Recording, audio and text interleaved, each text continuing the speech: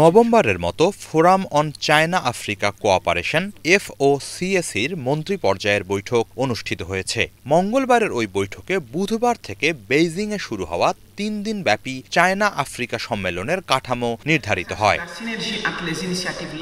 বেইজিংয়ে অনুষ্ঠিত ওই বৈঠকে চীনসহ FOCACর আওতাভুক্ত আফ্রিকার ৫৩টি সদস্য দেশের পররাষ্ট্র ও বাণিজ্য মন্ত্রী এবং আফ্রিকান ইউনিয়ন সহ আঞ্চলিক ও আন্তর্জাতিক বিভিন্ন সংস্থার ৩ শতাধিক প্রতিনিধি উপস্থিত ছিলেন।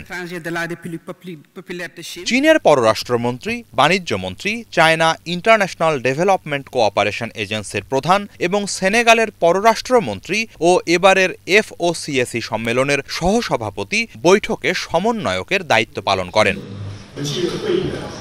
এ সময় চীনের প্রতিনিধিরা বলেন, ফোরামের সদস্যদের যৌথ প্রচেষ্টায় চীন ও আফ্রিকার মানুষের মধ্যে সংহতি বেড়েছে। এ দুই অঞ্চলের মধ্যে অর্থনৈতিক ও বাণিজ্যিক সম্পর্ক পৌঁছেছে নতুন এক উচ্চতায়। বৈশ্বিক দক্ষিণের আধুনিকায়নে এটি একটি মাইলফলক।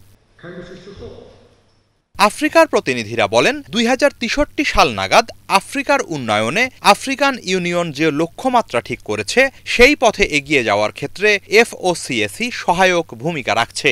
এই ধারা অব্যাহত রাখতে চীনের সঙ্গে সব ধরনের সহযোগিতা বাড়াতে আগ্রহী তারা।